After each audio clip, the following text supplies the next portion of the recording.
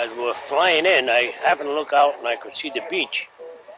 And when they stand up and hook up, I asked the guy, one of the crew chiefs, what time is it? He said it's 1:30. So we stood up and hooked up, and there's a box above the door. When the red light comes on, you hook up. It's going, guys. When the green light comes on, you go. What happened, any aircraft shell started exploding, and it shorted out the box. Oh, wow. It was going red, green, and we were waiting. Yeah. Finally, the navigator came out from the cockpit and said, "What are you guys doing in here?"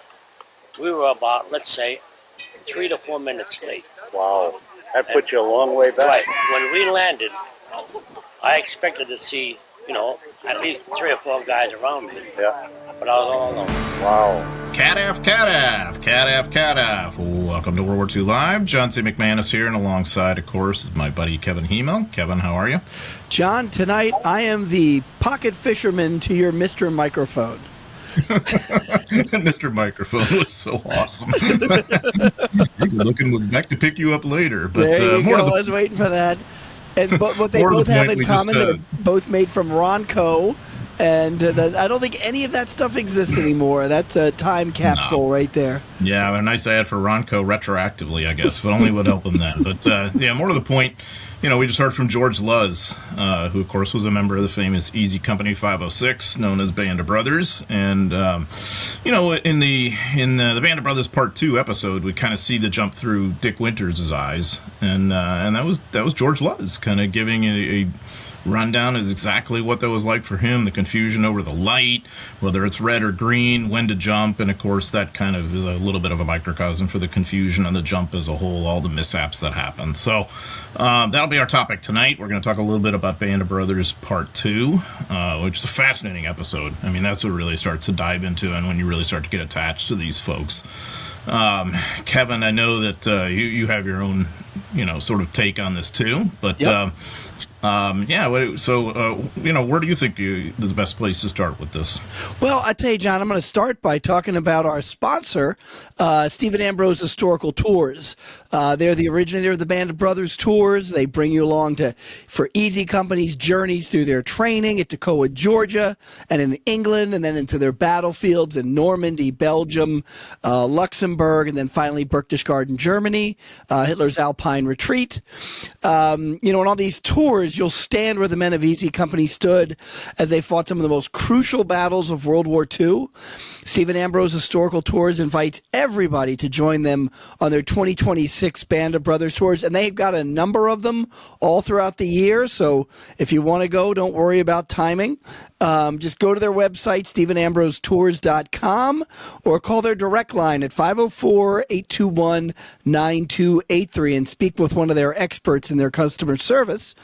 And as Dr. Ambrose always said, the best way to understand history is to study the places it was made. So I'm very proud and happy that we have a sponsor. Yeah, and who knows? Maybe you'll be giving one of those tours, and go into these places that we're talking about tonight. And of course, alongside, as always, is our chief of staff, our producer, who keeps us on the straight and narrow, and is probably smarter than you and I combined. I think, Kevin, Mark Festoso. And, well, that's not Mark, but okay. Mark, is a little bit interesting backstory about that the Luz account that we heard. Yeah, that footage, from my understanding, is the only time George Luz talks on camera about World War II, because he actually, unfortunately, passed away right when they were starting to make the series Band of Brothers. So he wasn't interviewed for those famous interviews that start the show, unfortunately. But George Luz Jr., his son, I might have mentioned this on the show before, they are kind of a neighbor of mine. We grew up in the same area of southeastern New England. And I just became friends with George Luz Jr., and he offered up that footage for me to use on a little doc that I made, which was great. Yeah. To really hear from George Luz, who's such a great character, a comedic character in that show, right?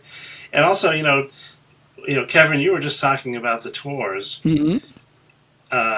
If you take that tour, you might be lucky enough to have George Luz Jr. be on the tour with you. Yeah, because he goes on those. Yeah, So he's it's a tour really manager for the Band of Brothers tours. Yeah. And so he doesn't do them all, but he does a considerable portion of them. So, and he really is an amazing connection with history, because he knew George Luz pretty well, And, you get a little bit, he's the son. So Yeah. you get a little bit of that real George Luz coming through. It's a good time.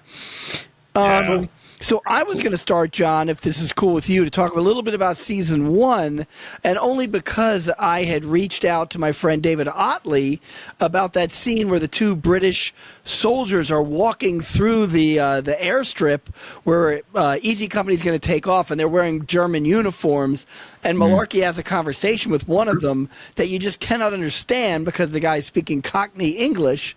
So I sent the sentences that the British guy said to David Otley, and he is a professional soccer hooligan, so he understands Cockney English. So this is what he told me. He said when the first British guy, I guess it's one British guy who does all the talking, when he says, "Yeah, well, some of it's from the Hermans. Some these tailors knocked up for you, lads, actually, so you can get your mince pies on some of this Jerry clobber, if you know what I mean." And, of course, Maury says, "No, I don't." So what he's saying is, yes, some of this stuff's from the Germans. Some of it is from tailors who recreated them for you, men, actually, to get your eyes on some of the German clothing. So Hermans is Germans, mince pies is eyes, and clobber is an Old English word for clothing that's hard to get. And then Malarkey says something, and the guy says, "Pukka." And that's a British imperial rule term from India. In the Hindu or the Urdu, the word "paka" translates to something that's genuine. So the British use this word, they put their own kind of accent on it, and it's "pukka." And then finally, he says, let me see if I get this right, "You're having a bath if you think you're half-inching that." And the translate is, "You're having a laugh if you think you're pinching that," because he takes the pistol away from the guy to show to somebody. So, bath, laugh, and half-inching is pinching. So that was fascinating, I hope. John is frozen with excitement from my statement there. John, are you there? You were freezing there for a second. Now you are again. All right, now it's normal. There we go. Yeah. So, go ahead, Kev. Go ahead, John. Mm-hmm. So, John, what did you think of that translation? Well, it's an outstanding translation, obviously, but I can't help but think of George Bernard Shaw's famous saying, the British and the Americans, 2 people divided by a common language. To me, there's never a better example of it than that. Not only the inflection is tough to understand, the Cockney inflection, but the slang terms. Yeah. And those are not American slang terms. There's the famous, little anecdote about one of the first strategic meetings between the British and the Americans. The British want to table emotion, and the Americans are all up in arms about it, because to us that means you set it aside for a while. And the Americans, whatever it was, they wanted to talk about it immediately. To the British, that meant you introduce it for discussion, and it took them a while to hash that out. So Malarkey's experience in talking to these guys is spot on. But there were Americans too who had such thick accents that it was hard for the British to understand, especially thick Southern accents, New England. So some of those were really tough to suss through. But, I love that about Spielberg and Hanks, that they didn't cakewalk it and just have them speak it in they really show you the differences. You don't have to understand it. You know why they're walking through there. And I like that they stuck with the thick accent and didn't explain what the guy's saying. You're as bewildered as Malarkey. Yeah, which is what you're supposed to be, I think. And so they didn't put a little subtitle underneath it, which would have been funny. But no, they resisted that. And so you end up with that in the first episode, and then of course the second episode, that's when you're really introduced to combat. And one of the best parts of that episode that I really like is when they're on the plains. And you see how everybody's reaction. Some people kind of sleeping or kind of faux sleeping. Some people kind of drumming their fingers nervously. Just now nobody quite sure how to deal with this situation. Kind of wanting to get into combat, but not. It's. I think it's just really, really well done in terms of like the tension. You almost feel like you're sitting there, right, and feeling that. And John, we should mention that when HBO premiered this miniseries, they put the first and second episodes back to back. So you finish, you're introduced to everybody in the training, but that's not the meat of the story. The meat of the story is World War II. And so I think they did a very smart thing by showing those first two episodes together so the audience could get into what the miniseries was going to be about. And I thought there were just a lot of nice little subtle things that they did to introduce you. The first line said in the whole thing is Buck Compton talking to Lipton, and he says, "Where's Sergeant Evans?" And Sergeant Evans is the company sergeant that was, the right-hand man for Matthew Schwimmer. And he says back, he's in Lieutenant Meehan's plane. So that we know what the fate of Schwimmer is. Now we're going to know what the fate of Evans is, because we know that the whole Stick 66 is going to be lost. And then there's like a lot of little things, like the one guy playing with his cricket. Like, I don't think that's really explained. Again, something that, just takes the audience, to think about. And then I remember when I watched it and you heard the first crash of anti-aircraft gun or artillery, and the guy opens his eyes. It didn't occur to me that that's what it was. And then you start seeing the clouds lighting up. And I'm like, oh, thunderstorm or something. And then they get below the clouds, and you're like, oh, no, it's the enemy having a vote, Yeah, definitely. And I mean, it's so well done when he opens his eyes and the cricket at the same time as the explosion, and you're almost like, okay, what was that? The cricket, the explosion, what? And that's probably how disorienting it would have been, because it's so loud in those planes. And then it's pretty clear. And the other part of it too that I really like, the radio chatter for the air crew. Right. You can kind of hear it, you kind of half hear it. And again, this is why I think it's so well done atmospherically, that you feel like you're on those planes. And this is kind of pre, AI driven CGI. I mean, it's CGI-ish and it's special effect from the time, but you know what I'm saying. It was rudimentary at that time.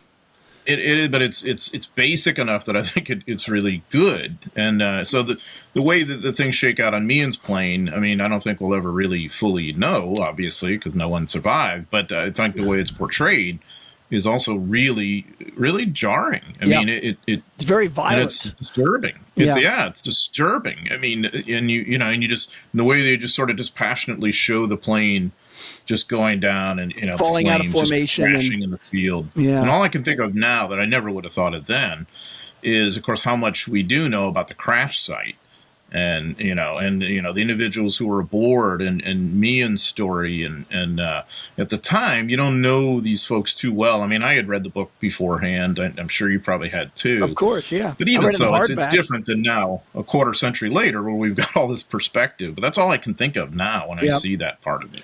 And, Ed Mauser told me that when he jumped, he actually did see Meehan's plane.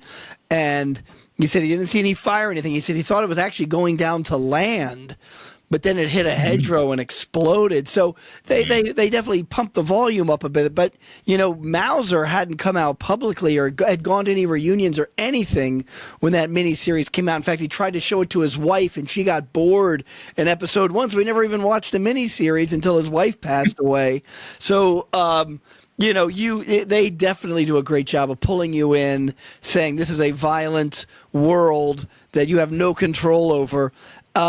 And they do a great job of not only doing the Stick 66, but Winters, you really get his perspective. As he jumps out, the camera follows him to the ground. And it's what a contrast, even though there's combat all around, the silence once you get out of that aircraft. That was powerful. And so he lands, and it's a great piece of him taking off, hurrying to get his equipment off and realizing the leg bag has been ripped off. He has nothing really with him.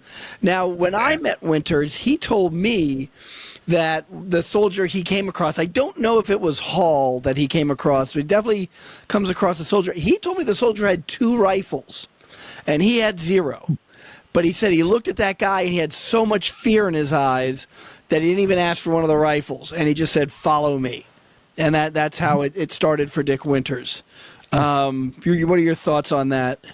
Yeah. So then, of course, we have then the famous phrase that's with us to this day: "We're not lost, Private. We're in Normandy." And Right. I mean, how many times have we used that since? How many situations does it apply to? It's just I just love that line, and then there's a lot of truth to it because that's sort of the airborne experience that night. Mm-hmm. And then you get Carwood Lipton's perspective once they link up with him. I like that. You get a sense of where they were near San Mariglis, which is true. And you get a sense, I think, of the disorientation of the whole experience of the drop. We know now, of course, that the portrayal of the ambush on the supply column is really not quite how it went down. The overpass and I don't know if we want to get into the minutia of that, but I guess the spirit of it is right. Yeah. That there are groups of paratroopers out there that night, and they are running into Germans who are just as confused and frightened, and of course, in many cases, vulnerable.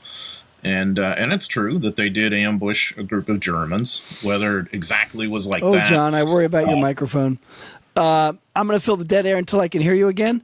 And, actually, Winters and Lipton actually did meet up in St. Mariglis right near the Hotel Maison, the town hall. And he says, "Hey, I looked at this sign. I put my face up next to it. And it says St. Mariglis." We actually take people to that spot on our tours.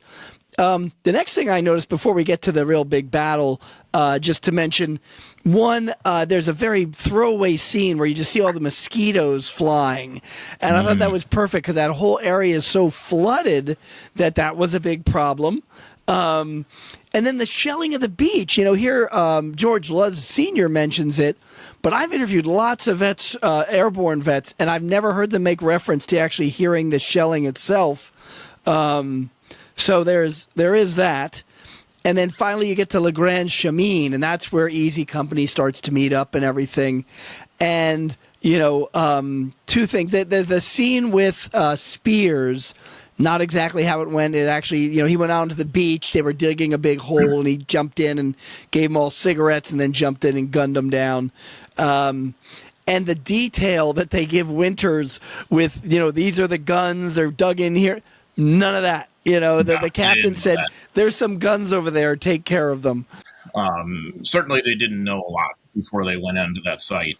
One thing we know a little bit more about now is that Dog Company had already reconnoitered that area and had gotten into a firefight and lost some people. So this is a kind of an ongoing fight. And Easy Company, like so many other units throughout Normandy, is a scratch force. Just gone in to try and deal with this. And this is why these guys are there in the first place, to try and neutralize so many of these artillery batteries that could savage Utah Beach. And this is going on all up and down the Cotentin coast. In this case, it just happens to be a spot a few miles inland from the causeway where these guys are supposed to capture it, So, they have the right individuals there for the most part. I like that part of it. Well, I wrote an article. I wrote an article about it. Yeah. I wrote an article about it. There were guys from Fox and Hotel Company, Lorraine, Hall. I say that's a 2nd Battalion victory. And then, of course, Dog Company is the company that takes the last guns. So you really have elements of all the companies from 2nd Battalion there, but they're being led by an Easy Company guy, and the majority of the guys are Easy Company.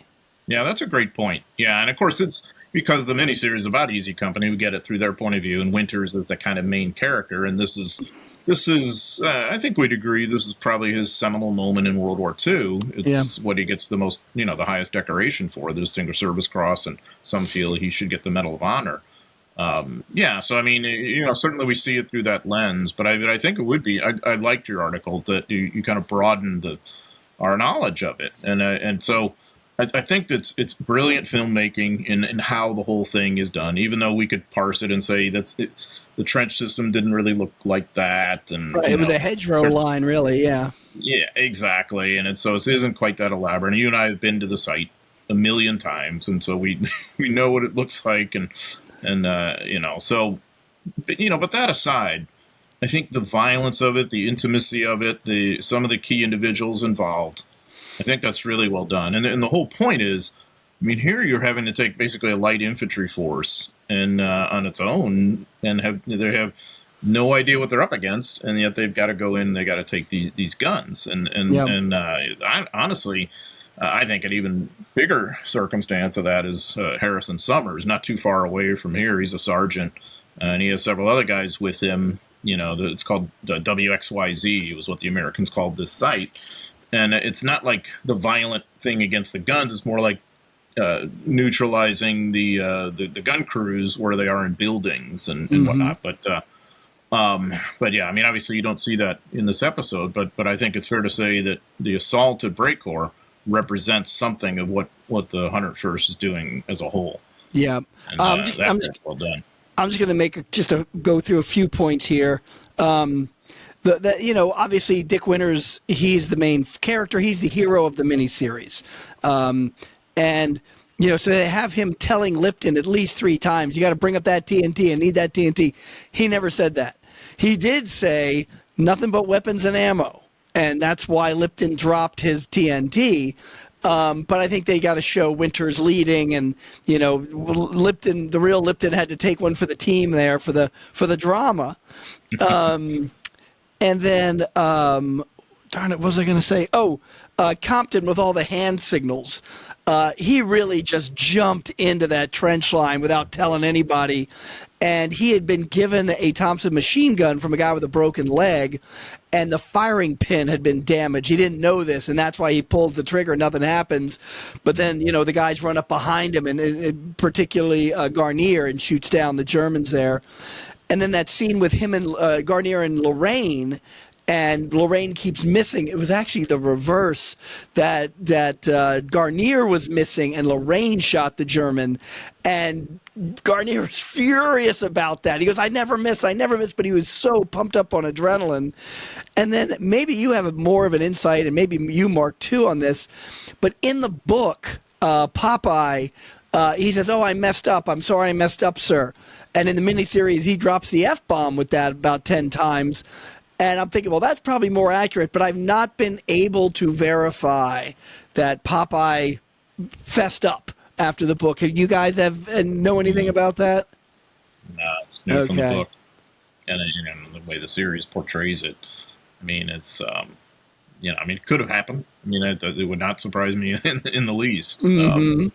Yeah, I mean, you also have, too, I think this is kind of interesting, certainly it's true that Garnier's brother had been killed in Italy, and he did find out before, and he's fighting mad, and there's the tension between Garnier and Winters, which, I'm not claiming that I know them intimately, but from my vantage point, it seemed like that tension existed throughout much of their lives. It was an incident where where Winters all right, everybody get on the bus, and Bill Garnier, sort of resisting him at a reunion kind of later, and things like that would happen. It seemed like they had a little bit of a lock horns kind of relationship, but obviously deep respect too. That's solidified being in a D-Day, and I think that's well portrayed too. Yeah. He there's supposedly he would be bad-mouthing Winters and saying that he took all the money for the Band of Brothers book and everything, but then Winters would walk into a room and he'd stand at attention like everybody else. They did highly respect him. You know what I wish they had, and I don't want to nitpick, but it would have been really cool to see an aerial view of the fighting, because you're down there and the way the trenches they have zigzagged, you're just as confused as them. But I would have loved an aerial shot. That scene with the grenade where Compton goes to throw a grenade and he drops it, that was actually a German potato masher that rolled off a stack of ammo. And, was it Joe Martin? Who's the guy that's what do I have to do to get killed here? Both him and Malarkey. In fact, Malarkey when a German grenade went off, Winters calls to him, and because he did that, he rolled over and put his rifle in front of him, and the rifle caught a lot of the shrapnel. So they. Mm-hmm. It is Joe Toy. Okay, thank you. Yeah. Twice. Yeah. Played by Kirk Acevedo, right? Yep. And actually, the disabling of the guns, that went to the 2 Fox Company soldiers. They're the ones that really demolished, to put the TNT and everything down those guns. And the Fox Company guys, I think the Fox Company guys are the actual last to leave the battlefield. They come across one of the guys wounded, and he picks him up and carries him off. And they realize they were going to be stranded. So there's lots of details to that battle that they just can't fit in, because it's in the series it's about a half hour of combat, but in reality I think it was a 3-hour battle. It's just typical, Yeah.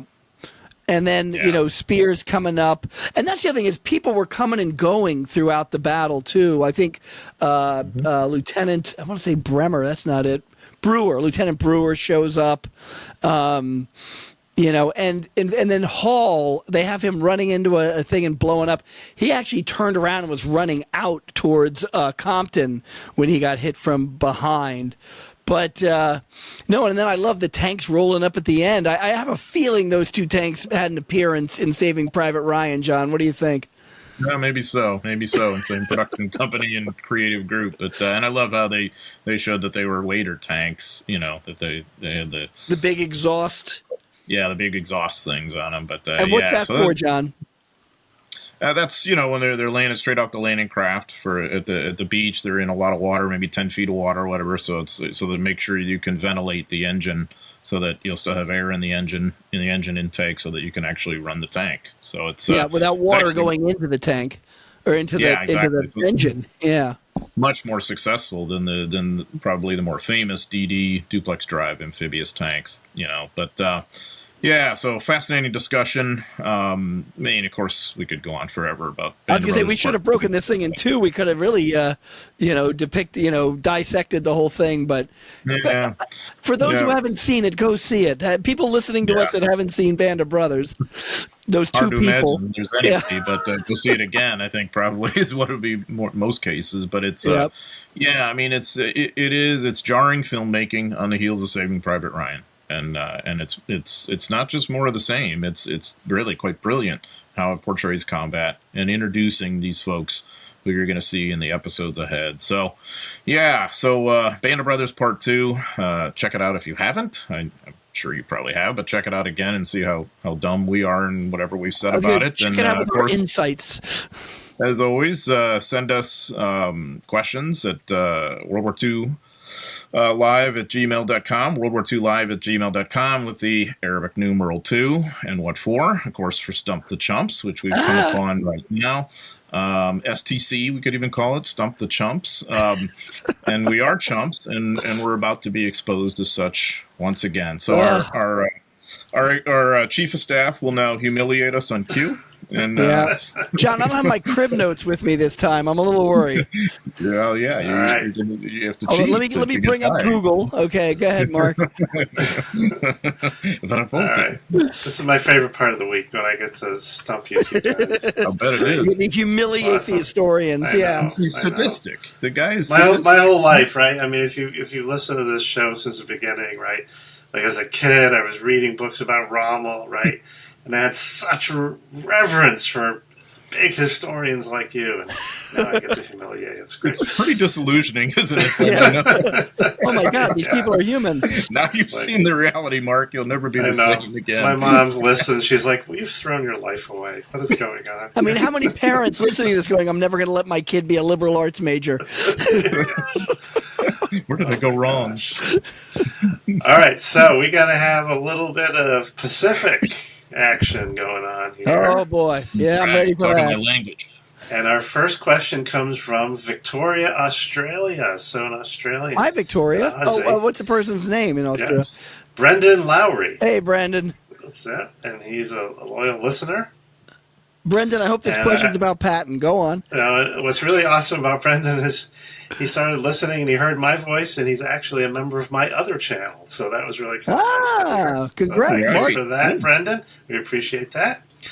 All right, so here's what Brendan says. He says, my question relates to the Battle of Milne Bay, Papua New Guinea, August to September 1942. So that's in the very tip of New Guinea. First, what was the Allied morale like prior to the battle, and what effect did the battle have on the morale of troops heading into the prolonged fighting on the Kokoda Trail? I think Mark should answer this because he's a fan of Mark's. Or John. Karl Marx? What? Oh, he also has a second part. Secondly, what were lessons learned from the battle the Allies used in subsequent campaigns against the Japanese? I could definitely answer that part. Okay. You guys go for it. John, why don't you spearhead this one? Yes. Well, the first part of the question, morale on the Allied side is not particularly good at that stage. Things have gone a bit sideways. It's really the Australians, as I'm sure you know, carrying the load for the most part, especially in terms of the ground fighting. They have succeeded in stopping the Japanese from getting to Port Moresby via land, and so the Japanese morale is not very good either. They've just had a devastating situation with their South Seas detachment trying to move all across Papua New Guinea, to take Port Moresby by land after the Battle of Coral Sea had gone sideways for them in May. And they get within sight of it, and then they have to turn around. And they'd been through horrors even to get that far. So they're not in great shape, that group at least. The Allies aren't either because the Americans are not quite in play as much as they're going to be later. So, and then they got Guadalcanal going on, and that's sucking up resources over there. So all of a sudden, here come the Japanese with this kind of lightning bolt attempt to invade that kind of southeastern tip of the whole island of New Guinea, which, if it had been successful, would have been quite a mortal peril to the Allies. But it's pretty much a fiasco from the start, and it's really, again, I think, in my opinion, the Australians who, again, carried the heavy load in defeating them. So if the morale wasn't good before, I think it's better after, certainly. But I don't think that there's necessarily a connection between that and the guys fighting on the Kokoda track, because you know what that's like. I mean, you're just immersed in that horrible jungle world, and so whatever was happening in Milne Bay might as well happen on the face of the moon in a way. So it's helped you in your fight, but I think as an average soldier, you're not necessarily going to have a good conception of that. Just in my opinion. Mm-hmm. I don't know. So, Mark, what do you think?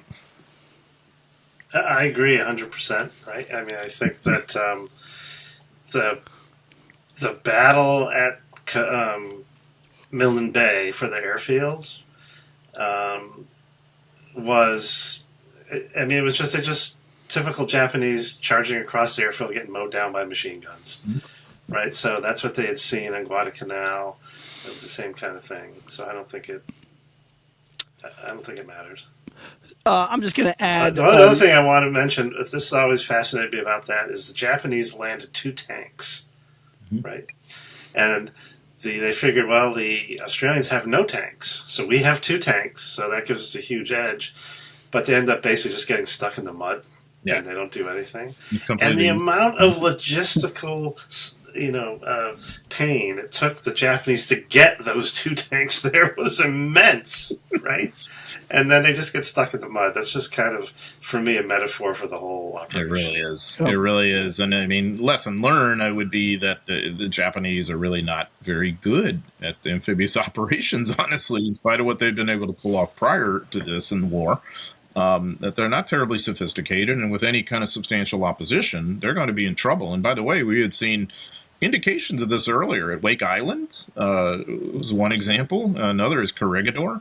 And really, the Philippines campaign as a whole, in a way, even though they got ashore, the Japanese were not particularly sophisticated, especially by Allied standards later. And I think this battle particularly gives us that sense. I'm just going to add a few things. One, and I've been noticing this too, reading about Guadalcanal, I think fighting on the continent of China, things like that, the Japanese were used to the enemy being terrified by them and retreating rapidly in their face. And, the Americans and the Australians just have better weapons and heavier firepower that, that what worked in one theater is not working in another. And I could be wrong about this, but it doesn't sound like the Japanese really utilize artillery as effectively as it could be. They eschew 100%. it for the brave infantry charge, and the Western Allies are like, we learned something in World War I, and that's you just shell the hell out of people when they're out in the open like that, and I think that affects them. On the Australian side, and John, correct me if I'm wrong on this, right about now, the majority of the Australian army is fighting in North Africa, and desperately, too. Things have not really turned around there, and I think that's a big chunk of anxiety for the people of Australia. Like, hey, this force is coming closer and closer to our border, to our country, and our army is off fighting in a campaign on the other side of the globe that does not affect us. And I think that. Go ahead, John. Yeah, go ahead. Finish the point, and I just think that had a profound effect on the people and the soldiers, that the scratch force that is defending, like the knowledge that we have this big army, but it's on the other side of the globe. That's got to be a punch in the stomach. And then lastly, the lessons learned. I think MacArthur learned: don't give the Australians any press. Don't give anybody any press. I think that was the Australian just being one among many. But so this is, in my view, a seminal moment in Australian history. Australia is already a Commonwealth before this, so yes, it's an independent country, but still obviously quite aligned with the British Empire, and is in the war from the beginning, like so many places in the British Empire, most notably Canada, and also New Zealand. Naturally, Australia had looked to Britain for its security. Now, Britain really can't help you in 1942 anymore. You're kind of on your own, and they've just kind of sucked you into sending some of your precious troops to Singapore, where they're going to be squandered for nothing. And then, like you said, Kevin, the bulk of your ground forces are trapped in North Africa, and here you have the possibility of a Japanese invasion of your homeland. Mm-hmm. So where and who are you going to look to for your new security? Well, obviously, it's the United States. And that is a relationship that is established in 1942 that is still intact 80-some-odd years later. Yep. That is a very powerful and important relationship. And from an Australian point of view, this is a major kind of social change moment, because you're going to have about 1 million Americans either be stationed in Australia or come through the country at some point in the war. We talk a lot about Americans in Britain in the course of the war. A junior version of that is Australia, where you've got so many Yanks, quote, oversexed, overpaid over here, that kind of thing. This is really a key moment. So I think from that standpoint, what happens in New Guinea is extremely important, not just for the outcome of World War II, but from an Australian point of view, and that partnership that the Americans are going to help establish with the Australians. Your point about artillery is just great. Because the Japanese are, for once you said something profound and smart. My God, it took us about 20 episodes, but we got there. No, seriously, man, it's like by the standards of the Western powers and the Soviets, the Japanese are in the bush leagues of artillery. God. Their artillery is very minor compared to what their enemies can muster, and of course their ally Germany too, which has pretty high speed artillery.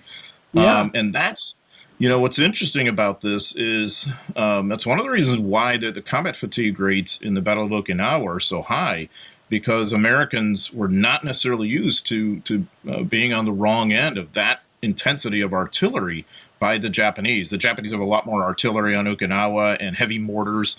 And we're not really used to that. Yeah, they learn. So that's a great point. Yeah, thank you. They don't really have any artillery when they launch these offensives. No, like on Guadalcanal or Milne Bay. Yeah, it's small. There's not much, and they can't get logistically. They can't even get the amount of shells there that they need for sustained. No, the logistics is horrible at Guadalcanal. Yeah. John, why do we know Kokoda Trail better than we know Milne Bay? Is that because the 31st Infantry is eventually going to go the Kokoda Trail way, basically? Well, no. It's because the Australians are fighting there, and you're gonna have, you got the Kappa Kappa Trail too. So you've got basically an entire Australian division. Then you're gonna have the 32nd part of it. 32nd, Well, really okay. only about a battalion plus that's going to be trying to move overland on that godforsaken route.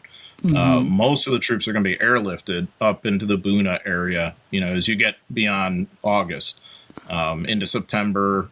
So that really ultimately, we know a lot more about that because it lasts longer. It's more of a horrendous experience for those trying to move overland, and it's quite decisive. The fighting that goes on at Gona, Sanananda, Buna, among this Australian and American force as we get to the end of 1942.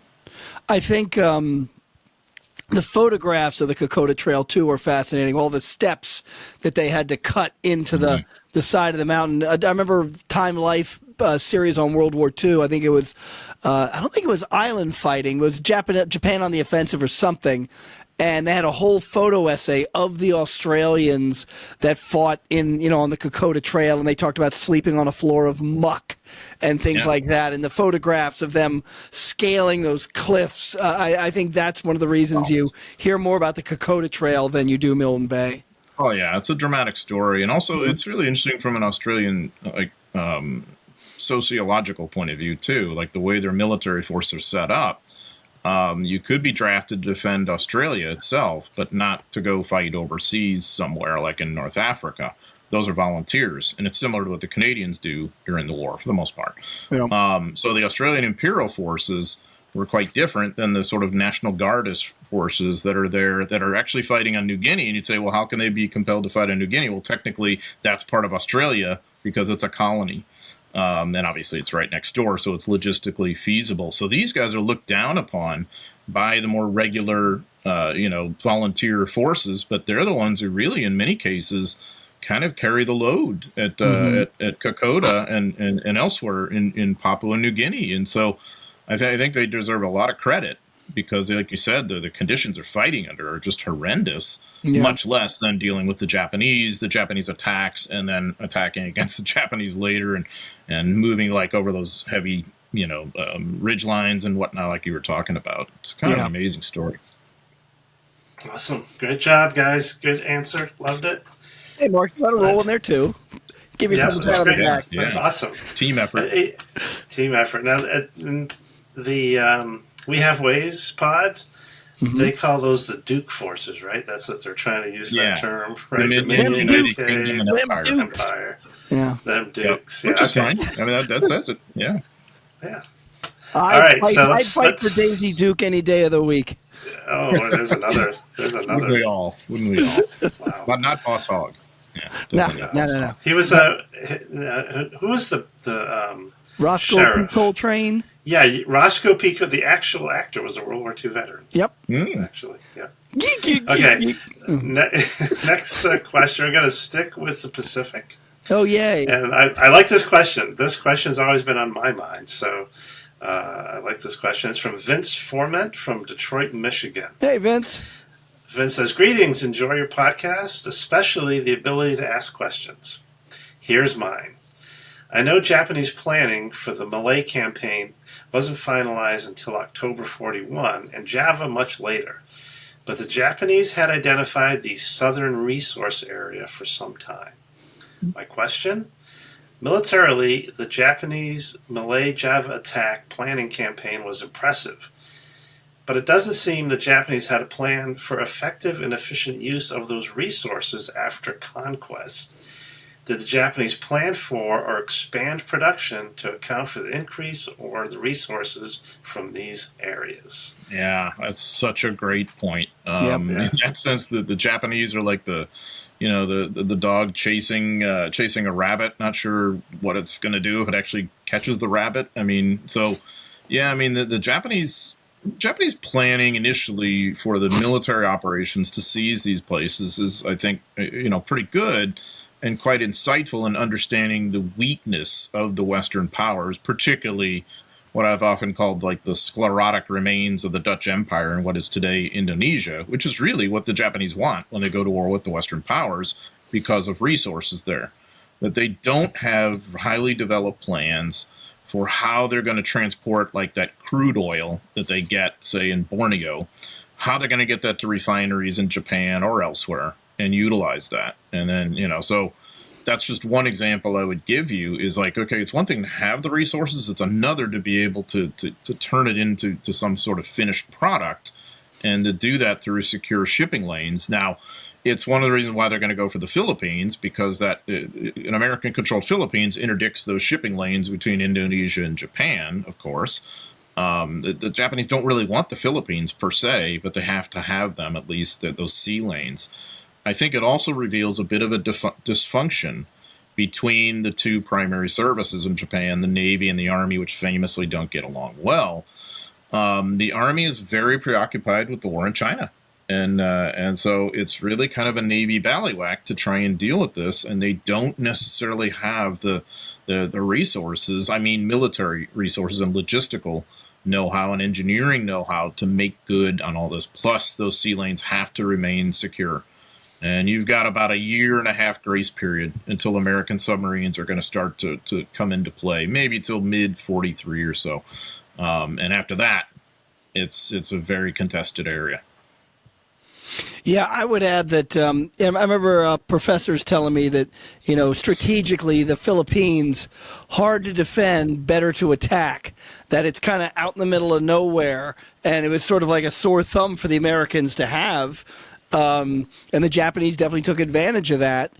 John, I almost got the feeling in what I've read that you talked about the Army and the Navy and how they did not get along and they're very competitive against each other. And it almost seemed to me like the Army was slowing down in China. There wasn't a lot of money getting back on the investment. Just driving further didn't really accomplish anything except extending your logistics lines.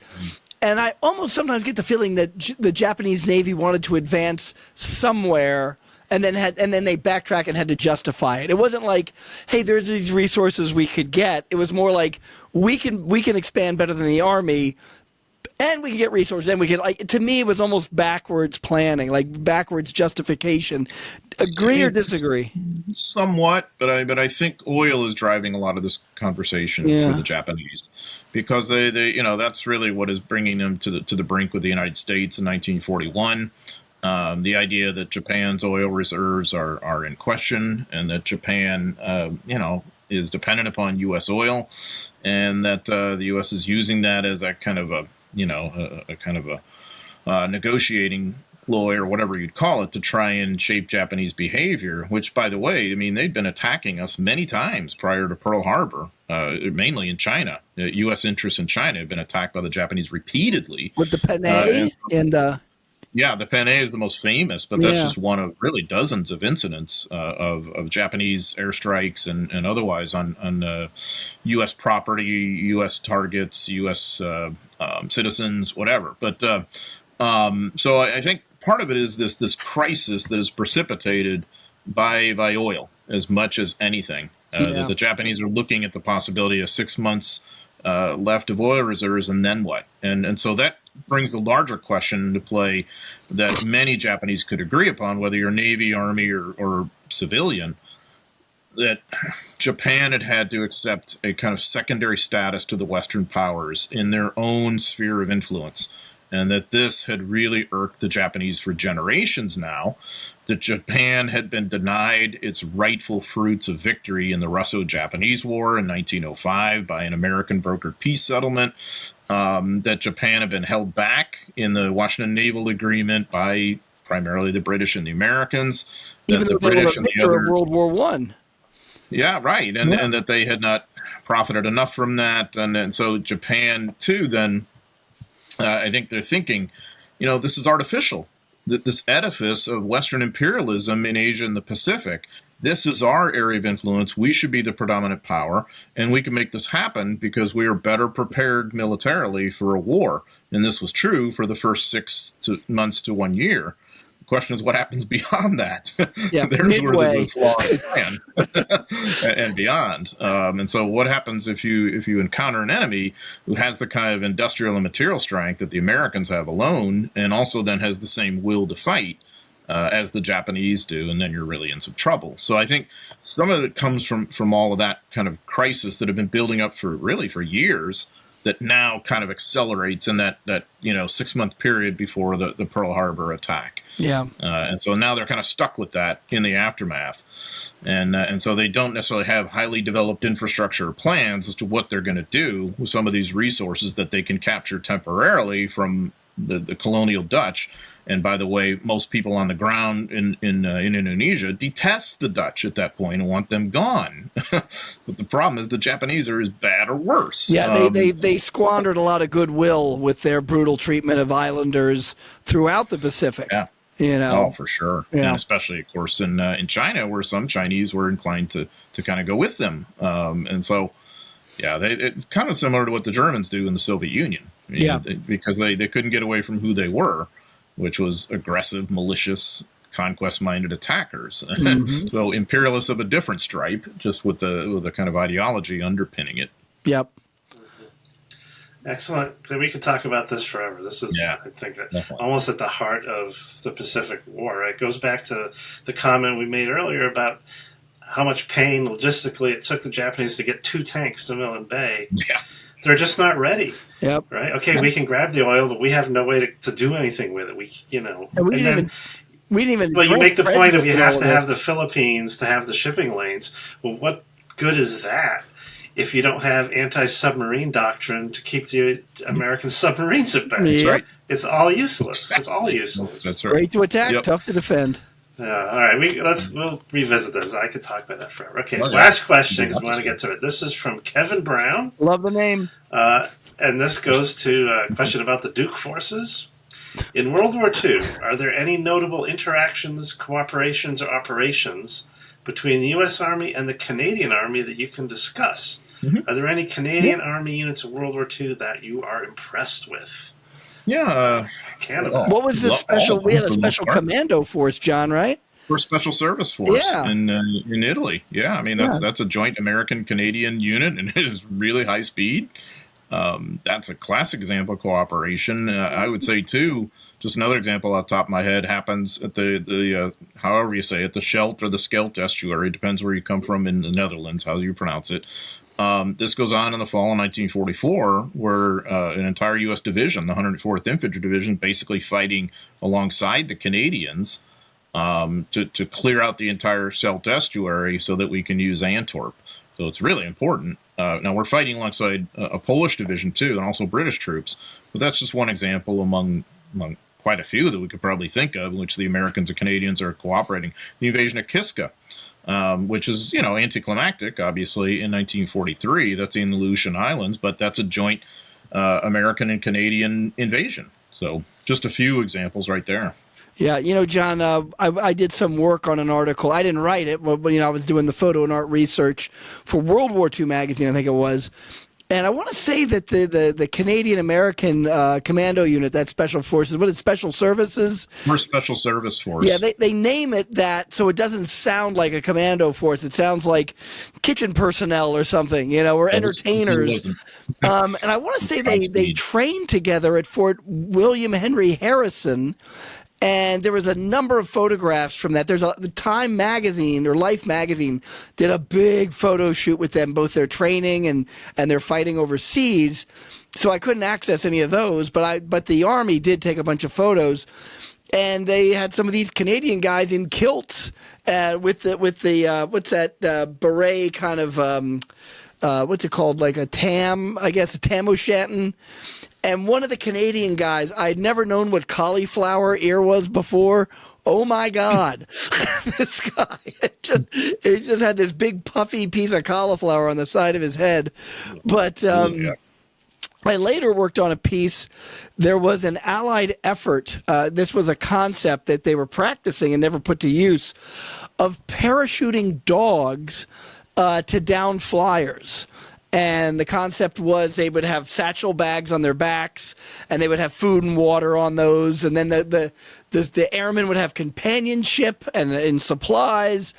And they trained this. They experimented with the Canadians, and I remember specifically all the airplanes had the Canadian symbol on the sides, not the American. Even though they were training, I guess they were training in Canada with soldiers with the 26th Infantry Division, the Yankee Division, and they used German Shepherds. Not St. Bernards, and they had the satchel bags and not the barrel under the chin. But there are photographs of the poor guy who had to push the dogs out of the aircraft was in these big padded suits with like a catcher's mask on because the dog ain't gonna want to go out that door. Oh, no. And there's photographs of them parachuting down. And what they finally decided was that Europe was too populated, and the Pacific. I forget the reason. I guess the Pacific was too isolated for them to be able to fly dogs out to these locations. But that was a joint Canadian-American effort that I bet a lot of people didn't know about. Yeah, great point. And I think part of the question, too, was are we impressed with any Canadian units? I'm impressed with most of them, but I want to single out the Canadian 3rd Division, which, of course, famously assaulted Juno Beach. I think it's worth stepping back and thinking about the role that division plays in the overall success of the Normandy invasion. They're the one that really meets all its objectives on D-Day, and it captures as much ground as anybody. They're the ones who are heavily armed with anti-tank and also tank assets because they're going to take on some of the most powerful German armor that's going to counterattack. They're the one that takes on 12th SS Panzer, which is the fanatical Hitler Youth, a pretty potent division. I think that's a really high-speed unit that fights its guts out in Normandy, and I think is a bit of a microcosm in the sense. Yeah, and most of these guys are volunteers too. Remember, and so if we've got a rifle company in the U.S. Army of 183 guys, they've got maybe 100 plus in a Canadian rifle company, and those casualties can go like that. So just imagine trying to sustain operations that way. I think it took a lot of guts. And there's such a variety of things to choose from. And he's like, what's your favorite? I mean, there's infantry. There was a parachute battalion. And the Canadian arm of the Royal Air Force. I mean, my God, they're leading bombing raids over Germany. Their fighter planes are defending Great Britain at its greatest hour of need. So they were. And then, John, if I remember correctly, somebody wrote into us that it was actually a Canadian pilot who identifies one of the Japanese attack fleets in the Pacific. Actually the Indian Ocean, at what is today Sri Lanka. Yeah, so the Canadians are everywhere fighting the good fight, man. And the Battle of the Atlantic, the Canadian Navy too. Yeah. They don't call them Liberty ships. What are they called? Corsairs? The supply ships that are made in Canada, and they're using. I think they're called Corsairs. I could be wrong, but they're basically Liberty ships. There might have been an aircraft called that too, but I'm not sure. Yeah. Just kidding. Yeah. All right, so Mark, hopefully we didn't humiliate ourselves too badly. Do we acquit ourselves? We squeaked that one out, Mark. That was a good one. I love Canada. I love Canadians. So. Me too. Someday we should do something on the Shelf Estuary, right? They did a lot of shit. Yeah, we'll get there. Yeah, we will definitely get there. Yeah, for sure. All right, so what you guys been up to? All right, Kevin, what you up to? What have I been up to? What the heck have I been up to? All right, so I got back from Thanksgiving. Well, I'll tell you, my publisher sent me my manuscript. They assigned me an editor, and she's a professor down in Florida. I don't know if I can say her name, so I'll just hold back. You mean a copy editor? Yeah. Well, no, okay. my editor. So she got me my manuscript back, and I was very pleased to see minimal edits, but what she had was really good.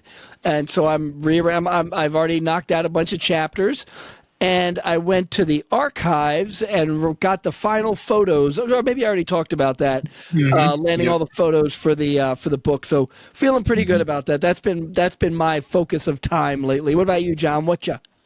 So, you guys may remember, I don't know, it was a couple of 3 episodes ago, we had, somebody had given us more information because we one time had a question about whether there were generals who served in the Pacific and also Europe. And so we someone played with had mentioned that over a couple of episodes.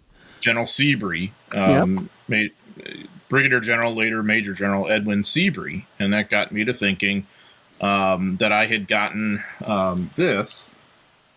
So, for those looking on the YouTube channel, Humro? this is yeah, but look at the title: Leadership at Higher Levels of Command, as viewed by senior and experienced combat commanders, by Major General Edmund B. Seabury. Whoa. USA retired December 1961.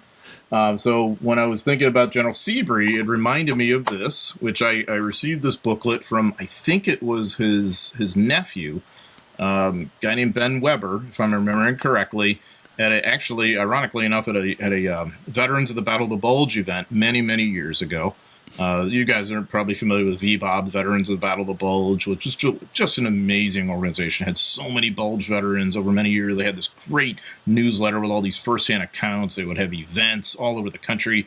And there was one here in St. Louis where I spoke.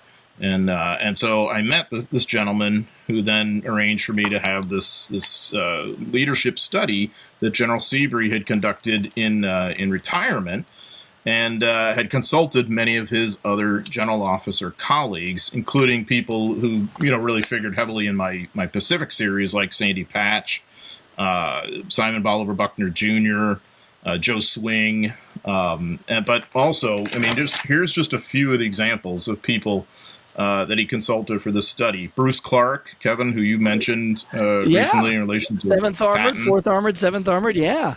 Yeah, William Simpson, Willard Wyman, who was the ADC of the Big Red One at Omaha Beach on D-Day. And then he ends up commanding a division, I want to say like the 89th or something later in the war. No, not the 89th. 71st? I should know this. 71st. Yeah, it was the 71st. And then he also served after the war, too. And of course, prior to all that, he was on Stilwell's staff during the famous trek out of Burma. Clarence Hubner, who, of course, commands the Big Red One on D-Day, then becomes a Corps commander. Troy Middleton, whom you know very, very well. Oh, yeah. Ned Allman, who is not our favorite, of course, but a military professional. Manton Eddy, whom you know extremely well. John, I got to steal that book from you. Hap Gay, who, of course, was Patton's chief of staff. We got all these Third Army guys. Yeah, it's just really amazing. This is Orlando Pinky Ward. Here's another example. Eisenhower staff. Post. Is Pinky Ellen Ward Post, is he the operations guy for Eisenhower? Who? Pinky Ward? Oh, Ward, as in the armored commander of the 1st Armored Division in North Africa. Yeah, you're thinking of Pinky Bull. So Pinky Ward is one of the people. And then Ellen Post was Buckner's chief of staff at 10th Army on Okinawa. Harold K. Johnson, who, of course, commands was a POW in World War II, then becomes chief of staff of the Army, like during the Vietnam era. Dutch Coda. Oh, my Lord. I mean, it's Butler Miltenberger, who was the commander of the 35th Division. Alvin Gillum, who does a famous study, or not so famous, I should, maybe the better word is important study that helps desegregate the Army after World War II. William K. Harrison, who actually succeeds Vice Admiral Charles Turner Joy as the lead UN negotiator during the Korean War, like the latter stages of the Korean War.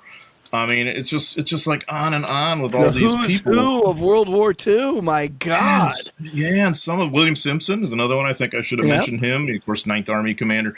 And so a lot of these guys left like firsthand accounts in here about their thoughts about leadership and little examples of things they had done and experienced. And General Seabury gathered all this, and this was a kind of primer for junior leaders in the 60s that kind of helps bring them along. And so this is kind of a neat thing that comes out of Stump the Chumps.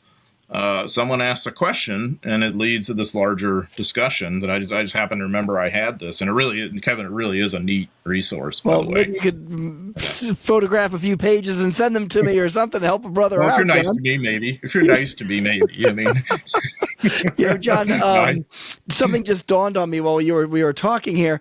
Can you see over my shoulder 1945 Victory in the West, Peter Caddick Adams? I mean, sort of. Mostly what I saw on your shoulder was dandruff, but beyond that, yeah. Well, that and all the hair that keeps falling out. Yeah, I know about so that. I have that book, and I also have, I think it's what's his, not say Fire and Steel, which is about the end of the war in Europe. And I had to look up I was looking up stuff about Harry Truman in 1945. So I grabbed both those books. And I go to the index and I look at the pages for Truman and I look the stuff up. And then I go to the other book and I'm like, these are the same page numbers. So it's the same book. Peter Caddick Adams got me twice. So you're keeping Peter in living well. In the green. Yeah. Well, Peter deserves it. If anybody deserves it, it's so let that be a lesson to our listeners and our viewers. If you have Victory in the West, you also have what's the last volume? Fire and Steel. Yeah.